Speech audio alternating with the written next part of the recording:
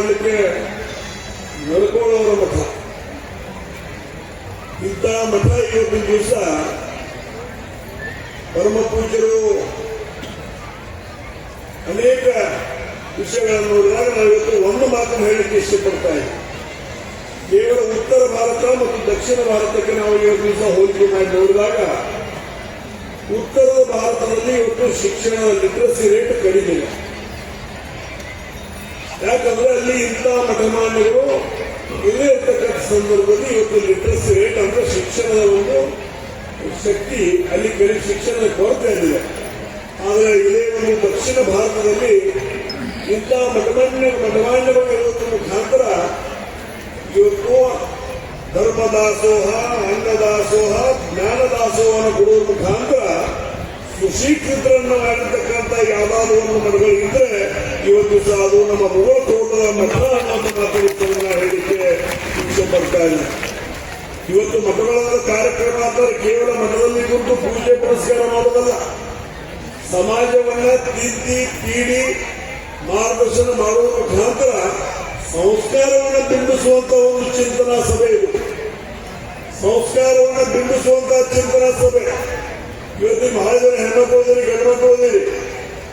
ಇವತ್ತು ದೇವರುಗಳು ಬಹಳ ಆಗುತ್ತಾವ. ದೇವರುಗಳು ಇರಬೇಕು.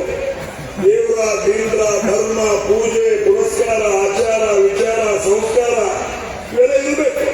ಇವೆಲ್ಲದೇ ಬದುಕಕ್ಕೆ ಶಕ್ಯ ಇಲ್ಲ.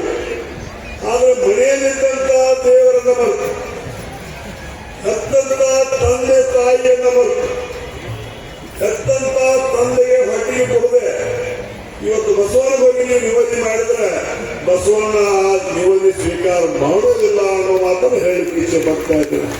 ಈ ಪ್ರಕಾರ ತಾಯಿಯನ್ನ ಇವತ್ತು ದಿವಸ ಉಪವಾಸ ಹಿಡಿದು ತಾಯಿಗೆ ಹೊಟ್ಟಿಗೆ ಕೊಡದೆ ಇವತ್ತು ಲಕ್ಷ್ಮೀ ಉಡಿ ತುಂಬಿ ನೀವು ಹೋಗಿ ಬಂದ್ರೆ, ಲಕ್ಷ್ಮೀ ಉಡಿ ತುಂಬ ಅಂದ್ರೆ ಲಕ್ಷ್ಮಿ ಇವತ್ತು ದಿವಸ ಉಡಿ ತುಂಬಿಕೊಳ್ಳುವುದಿಲ್ಲ.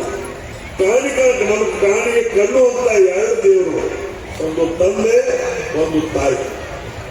ಅವರುಗಳನ್ನ ಪೂಜೆ ಮೊದಲು ಮಾಡುವುದನ್ನ ಮಾಡಿಕೊಂಡು ಅವ್ರನ್ನ ವ್ಯವಸ್ಥಿತವಾಗಿ ಇಡುವ ಮುಖಾಂತರ ಧರ್ಮ ಕಾರ್ಯಗಳನ್ನು ನಾವು ಮಾಡೋಣ. ಆದ್ರೆ ಇತ್ತೀಚಲಾಗಿ ಏನಾಗ್ತಾ ಇದೆ ಅಂದ್ರೆ ತಂದೆ ತಾಯಿಯನ್ನ ಪಾಲಿಸುವಾಗತ್ತಾರೆ. ಎಲ್ಲಿ ಜಮೀನು ಯಾರು ನೀರಾವರಿ ಜಮೀನು ಇರ್ತದೆ ನೀ ಹಾಕೊಂಡು ನೋಡ್ಕೋ, ಮಡ್ಡಿ ಜಮೀನು ಯಾವ ವ್ಯಕ್ತಿ ಅವನಿಗೆ ಬದುಕಿ ಅವ್ನು ನೋಡ್ಕೋ. ಅಲ್ಲಿ ಬಂದೈತಿ ಇವು ಎಲ್ಲ ಗೊತ್ತೈತಿ, ನೀವು ಹೇಳಿದ್ರೆ ನಾವು ಹೇಳುತ್ತೆ. ಎಲ್ಲಿಗೆ ಬಂದೈತೆ ಅಂದ್ರೆ ಅವ್ವ ಅಪ್ಪನ ಪಾಲ ಮಾಡುವಂತ ಪರಿಸ್ಥಿತಿ ಬಂದೈತಿ. ಈ ಒಂದು ಜಾತ್ರೆಗಳಲ್ಲಿ ಯಾಕೆ ಮಾಡಾಕತ್ತಂದ್ರೆ ಆ ಪರಿಜ್ಞಾನವನ್ನ, ಆ ಒಂದು ವಿಚಾರವನ್ನ ತಂದೆ ತಾಯಿಗೆ ಇರ್ತಕ್ಕಂಥ ಒಂದು ಪೂಜನೀಯ ಭಾವನೆಯನ್ನ ನಿಮ್ಮಲ್ಲಿ ಬದಲಾಯಿಸುವ ಮುಖಾಂತರ ನಿಮ್ಮನ್ನ ನಿಜವಾಗಿ ಮತ್ತೆ ಮಾನವರಾಗಿ ಪರಿವರ್ತನೆ ಮಾಡುವಂತ ಒಂದು ಮಠ ಯಾವುದಿದ್ರೆ ಅದು ಮುಗಳಕೋಡ ಮಠ ಅನ್ನೋ ಮಾತನ್ನು ಹೇಳಿಕ್ಕೆ ಇಚ್ಛೆ ಪಡ್ತಾರೆ. ಗೊತ್ತಿಲ್ಲ ಅತ್ತೈಗೆ ಯಾರು ನೋಡಕ್ಕಾದ್ರೆ ಅವ್ರ ಮನೆಗೆ ಒಂದು 2 ದಿವಸ ಬರ್ತದ ಒಳಗೆ ಕಾಲು ಹತ್ತಾದ್ರೆ ಯಾವ ಹೋಗ್ತಿ ಅವರೇ ಸರಿ ಮಾಡ್ತಾರು. ಅಪ್ಪ ಅವ್ರ ಹೆಸರು ಜಮೀನಿದ್ರೆ ಸಹಿ ಮಾಡಕ್ಕೆ ಹೋಗ್ತಾರೋ, ಮನೆ ಭಾವ ಬಂದಾಗ ಯಾವ ಹೋಗ್ತಾರೆ ಕೇಳಿದ್ರೆ ಸಹಿ ಮಾಡೋದು. ಅವ್ರಿಗೆ ಅತ್ತಂದಿಗೆ ನಮ್ಮ ತವರು ಮನೆಗೆ ಏನೂ ಬೇಕಾಗಿಲ್ಲ. ತವರು ಮನೆ ತನುವಾಗಿರ್ಬೇಕು, ತವರು ಮನೆಯಿಂದ ಹೆಚ್ಚು ಬೆಳಿಬೇಕು, ತವರು ಮನೆಯಿಂದ ಏನೂ